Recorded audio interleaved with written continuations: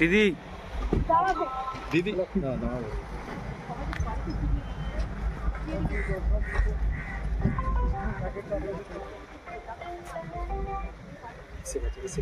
পরে কথা বলছি।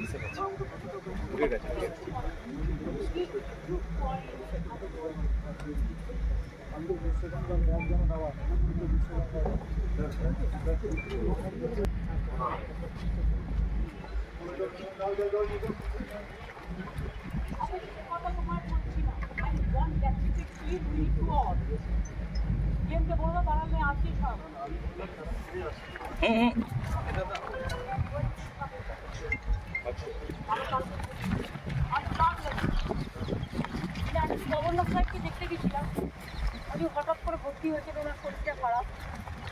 যাই হোক আমি দেখে এলাম। এখন তো মির্জাপুরে যাচ্ছি, প্রোগ্রাম আছে আজকে কালকে আমি প্রোগ্রাম করে আবার ফিরে আসবো। সবাই ভালো থাকবে, দেরি হয়ে গেছে।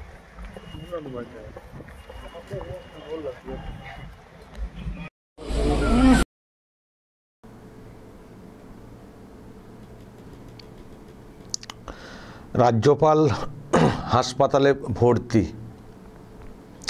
উনি তো গিয়েছিলেন মুর্শিদাবাদে, তো সেখানে সব খতিয়ে দেখেছেন, খতিয়ে রিপোর্ট তৈরি করার কথা, কেন্দ্রে রিপোর্ট পাঠানোর কথা, কিন্তু আজকে শুনছি যে উনি হাসপাতালে ভর্তি হয়ে গেছেন এবং ওনাকে দেখতে গিয়েছিলেন রাজ্যের মুখ্যমন্ত্রী মমতা বন্দ্যোপাধ্যায়।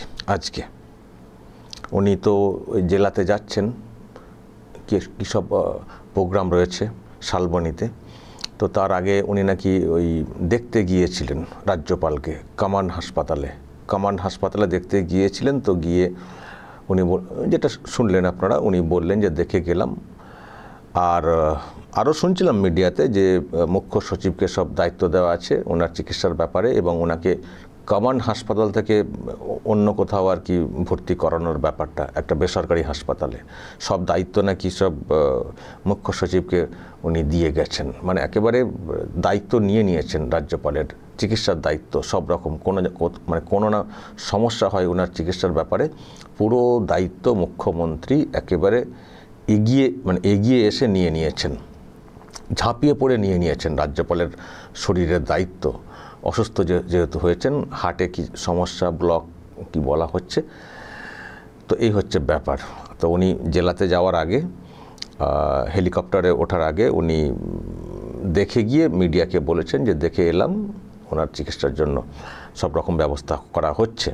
আর এটা হচ্ছে পুরনো ভিডিও, জাস্ট দুদিন আগের। উনি মানে মুর্শিদাবাদ যেখানে সব গণ্ডগোল হয়েছে সেখানে উনি গিয়েছিলেন, গিয়ে সব খতিয়ে দেখেছিলেন এবং বলেছিলেন যে সব ব্যবস্থা হবে, কত কি হবে বলে এসেছিলেন। কিন্তু আমরা ভেবেছিলাম তাহলে হয়তো উনি এসে যা দেখলেন হয়তো সেই মতো করেই রিপোর্ট লিখবেন এবং সেটা কেন্দ্রে যাবে, কেন্দ্রের কাছে বা রাষ্ট্রপতির কাছে হয়তো পাঠাবেন, যেখানে যা অবস্থা হয়তো বর্তমান যে শাসন ব্যবস্থা রয়েছে আইন শৃঙ্খলা মেনটেন করার জন্য সেটা হয়তো পর্যাপ্ত না, বা সেটা পর্যাপ্ত হয়তো কেন উনি দেখে এসছেন সেটা পর্যাপ্ত না, তো এখানে অন্ততপক্ষে 355 ধারা যদি লাগু করা যায় সেটা করা হোক। হয়তো ভেবেছিলাম যে এরকম কিছু একটা হয়তো রিপোর্ট লিখবেন, কিন্তু কোথায় লিখবেন? উনি তো অসুস্থ হয়ে পড়লেন, ওনাকে হাসপাতালে ভর্তি হতে হয়েছে এবং ভর্তি হওয়ার পরে সঙ্গেই মুখ্যমন্ত্রী ছুটেছেন পাশে থাকার জন্য, পাশে থাকার বার্তা নিয়ে সব দায়িত্ব নিয়েছেন আর কি।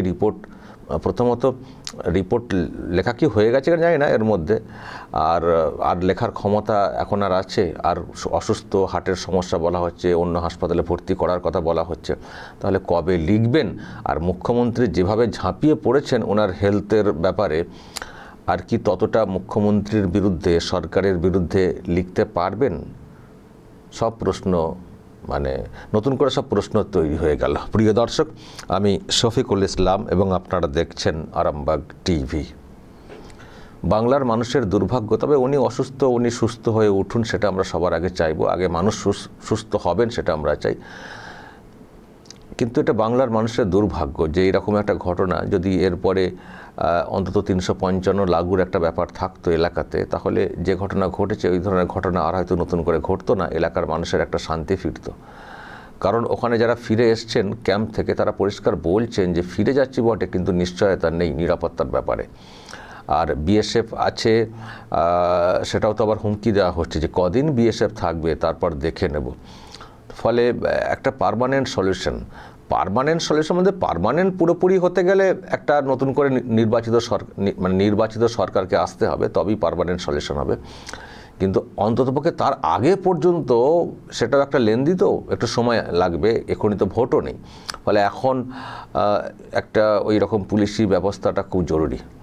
সেটা কে করবেন? সেটা হচ্ছে মানে আইন সিস্টেম আছে সেসবের মধ্য দিয়ে আসা। আর একটা হচ্ছে রাজ্যপালের রিপোর্টের ভিত্তিতে কিন্তু অনেক কিছু ডিপেন্ড করে। রাজ্যপাল রিপোর্ট যেভাবে লিখবেন, ওনাকে তো রাজ্যপাল করে কেন পাঠানো হয়? এলাকার পরিবেশ পরিস্থিতি দেখবেন, রিপোর্ট করবেন কেন্দ্রকে, তো ওনার রিপোর্টের একটা ভ্যালিডিটি থাকবে। তো সেই জন্যে উনি যখন স্পটে গিয়েছিলেন তো মুখ্যমন্ত্রী আবার নাকি বারণও করেছিলেন যাবেন না এখন, তারপরে উনি গিয়েছিলেন, সাহস দেখিয়ে গিয়েছিলেন, কিন্তু তারপর তো এসে হাসপাতালে ভর্তি হয়ে গেলেন। তো কি হলো তাহলে যাওয়া? শুধু ওই পিস রুমের না পিস হেভেন না কি পিস রুম তৈরি করেছেন না রাজভবনে, উনি মাঝে মধ্যেই বলেন পিস রুম, এখানে চলে আসবেন সবাই, রুম নাম্বার দিয়ে এসছেন। পিস রুম কটা আছে? আর ওখানে যে সংখ্যক মানুষ ওই পারলালপুর হাই স্কুলে ছিলেন ক্যাম্পে, সবাই এলে থাকতে পেতেন পিস রুমে?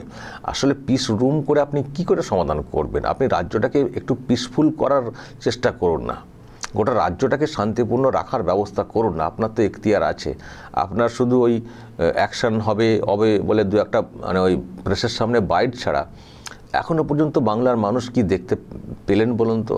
আমি রাজ্যপালের উদ্দেশ্যে কথাটা বলছি। আপনি অনেক কিছু হম্বিতম্বি করেছেন, অনেক বড় বড় ভাষণ দিয়েছেন সিনেমার স্টাইলে, দক্ষিণী সিনেমার স্টাইলে, তো কিন্তু কাজটা কি করতে পেরেছেন বাংলার মানুষের জন্য? এখন সত্যি বাংলার মানুষ তো আপনার প্রতি আর ভরসা রাখতে পারেন না। তাও যখন এবারে গেলেন, খতিয়ে দেখলেন, ভেবেছিলেন যে এত বড় ঘটনা ঘটেছে, এত ঘরদোর পুড়িয়ে দেওয়া হয়েছে, মেরে ফেলা হয়েছে, হয়তো এবার কড়া কোনো রিপোর্ট উনি লিখবেন এবং সেন্টারে পাঠাবেন। কিন্তু তার আগে যদি হাসপাতালে ভর্তি হয়ে যান, হার্ট ব্লক বলা হচ্ছে, এখন কিছু করারও নেই। তো সেজন্যই বলছি যে কিছু করার নেই, বাংলার মানুষের দুর্ভাগ্য যে অন্তত এই রিপোর্টটা হার্ডলি গরমে গেলে, তখন 7 দিন পর পাঠিয়ে হাসপাতাল থেকে বেরিয়ে 7 দিন পর পাঠিয়ে আর কী হবে? গরমে রিপোর্টটা গেলে একটা কিছু ব্যবস্থা হতো। এখন তো রাজ্য সরকারের লোকেরা একেবারে উঠে পড়ে লেগেছে, পুরোটাকে ধামাচাপা দিয়ে বাড়িঘরে সব নতুন করে সব এলাকায় ঢুকিয়ে দিয়ে একেবারে উঠে পড়ে লেগেছে, ক্ষতিপূরণ দেবো, এই দেবো সেই দেবো করে। কিন্তু এটা তো পার্মানেন্ট সলিউশন হবে না, আবার তো ঘটনা ঘটবে। এটা যদি ধামাচাপা পড়ে যায়, আবার তো ঘটনা ঘটবে। তো একটু কড়া স্টেপ দরকার। মানুষ আর কত প্রাণ দেবেন বলুন তো? আবার প্রাণের জন্য মানে প্রাণ দেওয়ার অপেক্ষা, আবার প্রাণ দেবেন? এই যে দুজনকে মারা হয়েছে, কি মর্মান্তিক দর্শক বলুন তো। আমার কাছে ভিডিও তো আপনারা অনেকে পাঠিয়েছেন, ওই ভিডিও কাউকে দেখানো যায়? আমি নিজেই দেখিনি ভালো করে, এমন বিভৎস কোপানো সব ভিডিও। আমি তো ভালো করে, আমাকে কেউ জিজ্ঞাসা করে পুরো ভিডিওটা বলতে পারবো না, আমি নিজেই দেখিনি পুরোটা। আমি জাস্ট এক ঝলক দেখি আমি চোখ বন্ধ করে দিচ্ছি। আর আপনারা এত লোক পাঠিয়েছেন, আপনারা ভাবছেন যে আমি এই ভিডিও দেখাবো। এই ভিডিও দেখানো যায়? ইউটিউবে দেখানো যায়? হার্ট দুর্বল মানুষ আছেন, আর ইউটিউব তো এটাকে এমনিতেই ব্লক করে দেবে এরকম ভিডিও।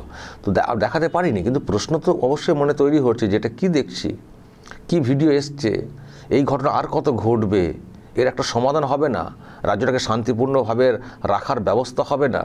তো এখানকার সরকার তো একটা মানে এ তো সরকার তো গণতান্ত্রিক সিস্টেমে চলছে না, তো সেটাকে দেখার প্রাথমিক দায়িত্বটা কার? রাজ্যপালের। তো রাজ্যপাল মুভ করবেন না? আগে তো কত কি করলেন, ফোঁস করছিলেন, এখন তো ফোঁস করাও ছেড়ে দিয়েছেন। কি যে হলো রাজ্যপালের? হঠাৎ করে রাজ্যপাল যে কেন এতটা দুর্বল হয়ে গেলেন, আমাদের কাছে সেই প্রশ্নের উত্তর নেই। কেন এতটা দুর্বল হয়ে গেলেন? আর সরকার তো পুরো একেবারে মানে উনি হয়তো গেছেন খতিয়ে দেখতে, অন্য দিক থেকে সমালোচনা শুরু হয়েছিল বলে হয়তো ওখানে সাহসটা খানিকটা দেখিয়ে গেছেন, কিন্তু রাজ্যপালের সেই বলিষ্ঠতা তো দেখতে পাচ্ছি না। দেখতে পাচ্ছেন কি বলিষ্ঠতা? রাজ্যপালের সেই দেখতে পান? অ্যাকশন তো দেখতেও পান না। আর কি দেখতে মানে কি দেখেন যেটা ভরসা করা যায় একজন রাজ্যপালকে? রাজ্যপাল এর আগে যিনি ছিলেন তিনি দেখিয়ে দিয়ে গেছেন, তারা যারা ছিলেন তিনি দেখিয়ে দিয়ে গেছেন কীভাবে হয়।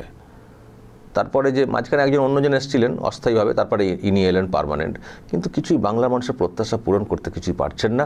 এখন যখন রিপোর্ট পেশ করে একটা কিছু অ্যাকশন নেওয়ার কথা, এখন শুনছি হাসপাতালে ভর্তি, আর ব্যাস মুখ্যমন্ত্রী একেবারে ঝাঁপিয়ে পড়েছেন ওনার পাশে থাকার জন্য। উনি তো পড়বেনই ঝাঁপিয়ে না। যদিও এটা রাজ্য সরকারের দায়িত্বের মধ্যে পড়ে, কিন্তু হলেও উনি সে তো অন্য ক্ষেত্রে তো দায়িত্ব দেখি না কত রকমের কথা, কিন্তু এখন একেবারে ঘুরে আসার পরেই ঝাঁপিয়ে পড়া হেলথের। আবার বেসরকারি হাসপাতালে নিয়ে যাওয়ার কথা বলা হচ্ছে, কবে ছাড়বে কি জানি, ওখান থেকে কবে ছাড়বে সেই হাসপাতাল। তারপর উনি লেখার সেসব কথা মনের থাকবে কি না ততদিন পর্যন্ত। যদি রিপোর্ট লিখে ফেলেন ইতিমধ্যে ঠিক আছে, ফেললে তো জানতে পারতাম ফেলা হয়েছে, এই বলে সেই বলা হয়েছে। উনি তো টুইট করেন মাঝে মধ্যে, এক্স হ্যান্ডেলে পোস্ট করেন। তো যাই হোক দর্শক, এইসব দৃশ্য দেখুন, অসুস্থ এটাকে আমরা অন্যভাবে ডিফাইন করতে চাই না, মানুষ অসুস্থ হতেই পারেন, কিন্তু ওই আর কি, সুস্থ থাকাকালীনই বা কী করলেন, কতটা রিপোর্ট তৈরি করলেন। আর যদি বলেন যে হ্যাঁ রিপোর্ট পাঠাতেন, কিছু করার নেই, অসুস্থ হয়ে পড়লেন, তাহলে বলবো বাংলার মানুষের দুর্ভাগ্য। বাংলার মানুষের দুর্ভাগ্য, যখনই কিছু একটা রাস্তা তৈরি করার একটা আসছে, মানে অন্তত পুলিশিং ব্যবস্থা, তখনই এরকম ঘটনা হয়ে যাচ্ছে, অসুস্থ হয়ে পড়লেন। তো বাংলার মানুষের আর কি করার আছে? কিছু করার নেই, বাংলার মানুষের দুর্ভাগ্য। এই সময় অসুস্থ হয়ে পড়লেন রাজ্যপাল সাহেব। দর্শক, যদি আপনাদের আরও কিছু বলার থাকে বলবেন, কমেন্টে বলবেন, নজর রাখবেন আরামবাগ টিভিতে।